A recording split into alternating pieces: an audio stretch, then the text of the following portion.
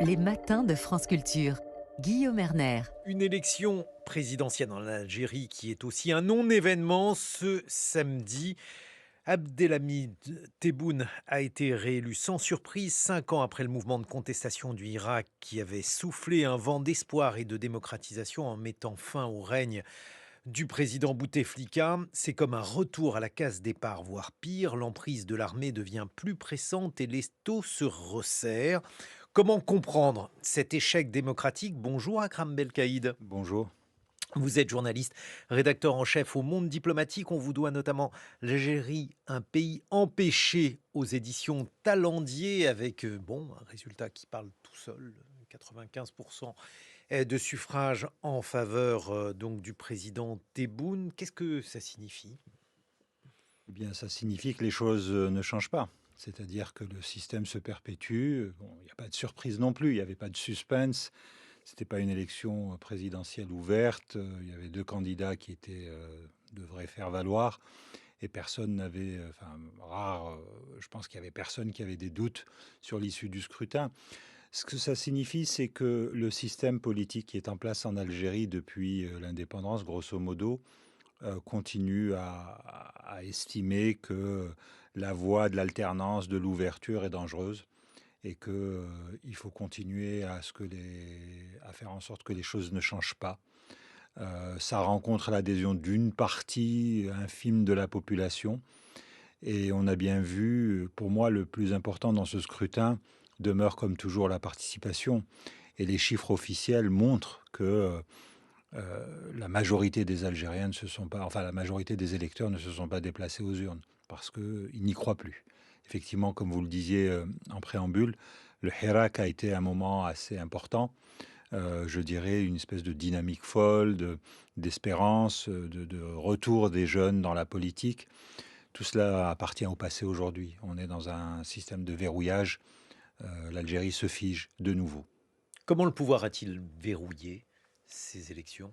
Alors c'est venu de très loin. Il a verrouillé d'abord, je dirais, il a verrouillé la contestation avant même la première élection de Tebboune en 2019. C'est-à-dire que très tôt, on a commencé à avoir des arrestations ciblées contre les animateurs du Hirak. Puis est arrivée la pandémie de 2020 qui a brisé l'élan populaire. Les manifestations se sont arrêtées. Et à partir de ce moment-là, on a eu un phénomène d'arrestations ciblées, de gens qui sont poursuivis, de gens qui sont en prison. Je pense à Al-Qadi Hassan, par exemple, journaliste, qui est en prison aujourd'hui, qui est derrière les barreaux, qui était l'un des animateurs de tous les débats, de la réflexion autour de ce que pouvait être une Algérie plurielle, ou en tout cas, je dirais même pas une Algérie démocratique, mais une Algérie en transition. Et ce verrouillage, eh bien, aujourd'hui, les gens ne vont pas voter simplement. Il s'agit juste de dégoûter les gens de la politique et de faire en sorte que, bah, ils ne se sentent pas concernés. Et on le voit bien, sur 24 millions, grosso modo, d'inscrits, à peine 5 millions se sont déplacés aux urnes. Ça en dit long sur l'état, je dirais, de l'adhésion à la vie politique. Alors je vous pose la question à l'inverse. Pourquoi ces 5 millions que se sont-ils déplacés? Qu'est-ce qui les motive selon vous, Akram Belkaïd? Alors, le régime a toujours reposé sur une base, je dirais, constante de gens qui soutiennent, vaille que vaille, le régime, qui estiment que ce régime héritier des luttes contre l'indépendance est un garant de stabilité et qu'il ne faut absolument pas risquer de se retrouver dans la position dans laquelle est aujourd'hui, par exemple, la Tunisie voisine ou voire même la Libye. Donc ça existe. Et puis vous avez aussi une clientèle de gens qui sont intéressés à ce que les choses perdurent parce que ça leur permet de faire leurs petites affaires, de bénéficier je dirais, de prébendes, d'avantages que d'autres n'ont pas. Et on retrouve finalement ce socle électoral, on le retrouve d'une élection à une autre. Et là aussi, dans quel état est l'Algérie à la suite du Irak et de ce verrouillage? Alors, ce qui est frappant, c'est que quand vous avez une élection présidentielle, normalement, vous avez une campagne, vous avez des débats, il n'y en a pas eu, pas du tout. Et donc, l'Algérie est un pays qui a des défis à surmonter qui sont importants. Il y a une démographie, il y a une jeunesse qui n'a pas d'emploi. Le contraste était d'ailleurs saisissant ce week-end parce que sur les réseaux sociaux, on a vu défiler des images, je dirais, qui sont récurrentes de jeunes gens arrivant avec une patera sur les côtes espagnoles. C'est-à-dire que pendant que leurs compatriotes votaient, enfin, ou étaient censés voter, les autres étaient en mer au péril de leur vie pour rejoindre l'Europe. Ça en dit long sur la vision qu'a de l'avenir cette jeunesse. Et les grands débats, si vous voulez, les grandes questions structurelles pour l'Algérie, les grands défis, notamment le réchauffement climatique, qui est important, parce que les pays du Maghreb le Maghreb est une des régions qui va vraiment souffrir, qui souffre déjà du réchauffement climatique. Ça aurait dû faire ça aurait dû être le sujet d'un débat national. L'Algérie demeure par exemple un pays agricole, donc il emploie du monde, donc l'agriculture emploie du monde, donc ça c'est une vraie question, ça n'a pas du tout été abordé. La diversification de l'économie, ça n'a pas du tout été abordé. Les questions de politique étrangère, alors là c'est même pas la peine d'en parler. Donc il y a tout un discours autour d'une Algérie nouvelle, ça c'est le grand slogan de Tebboune, qui aurait fait des réalisations, et puis je dirais aussi la mobilisation classique, habituel d'une partie de la population sur le complot extérieur, sur on nous en veut, l'Algérie est Qui est à la cernée. tête du complot? On ne sait pas très bien. Alors ça dépend du moment, hein. Ça peut être le voisin marocain, ça peut être la France, ça peut être Israël, ça peut être... On ne sait pas très bien. C'est-à-dire que pourtant, et c'est là où c'est saisissant, c'est-à-dire que dans l'Algérie des années 70, sans faire l'apologie de ce régime-là, qui était quand même un régime autoritariste, il y avait des raisons de dire que l'Algérie était dans le collimateur, c'était un pays progressiste qui soutenait les mouvements, je dirais, de libération nationale, qui donc faisait grincer des dents en Occident. Aujourd'hui, l'Algérie, bon, certes, a une position tout à fait honorable sur la question palestinienne, puisque c'est un des rares pays arabes à continuer à défendre les Palestiniens, contrairement notamment aux monarchies du Golfe. Mais ce n'est pas un pays aussi qui s'illustre par un volontarisme, je dirais, diplomatique progressiste dans le reste, dans l'arène diplomatique internationale. Donc, il y a tout un discours sur l'Algérie nouvelle, l'Algérie qui serait ciblée, mais qui, en fait, dans la réalité, l'Algérie est un pays qui s'est normalisé, qui a des relations tout à fait cordiales avec les États-Unis, par exemple.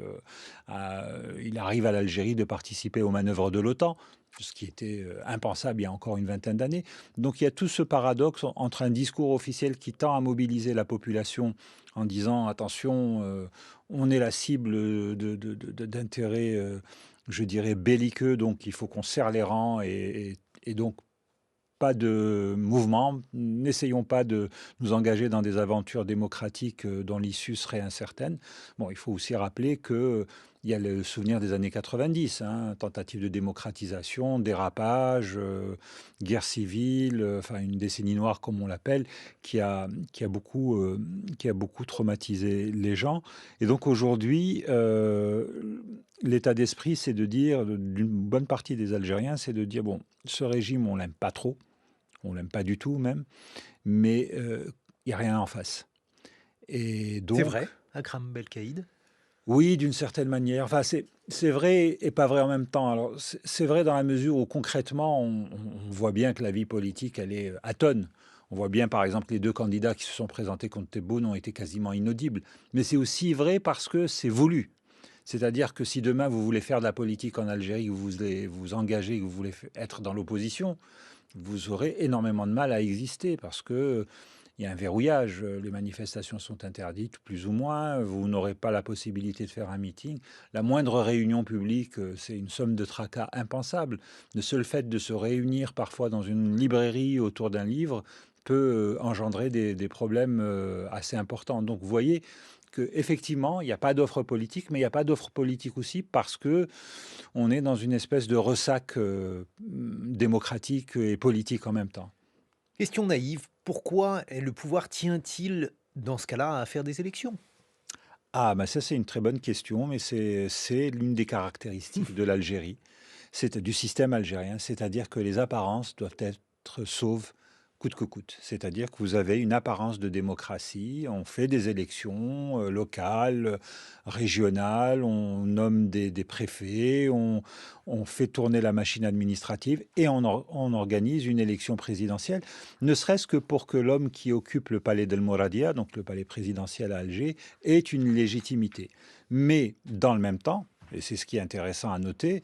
Dans le même temps, on a des chiffres qui démontrent, je dirais, que ce président est mal élu, puisque officiellement, il a à peine 5 millions de voix sur 24 millions d'inscrits. C'est-à-dire que d'une certaine manière, et c'est toute la particularité, la complexité du système politique algérien, d'une certaine manière, le système, les vrais décideurs, ceux qu'on appelle les décideurs, signifient aussi au président Tebboune qu'il est peut-être élu, mais qu'il n'est pas fortement élu, si j'ose dire.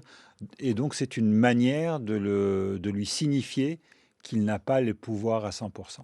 Merci beaucoup, Akram Belkaïd. Je rappelle que vous êtes rédacteur en chef au Monde diplomatique et on vous doit notamment l'Algérie, un pays empêché aux éditions Talendier.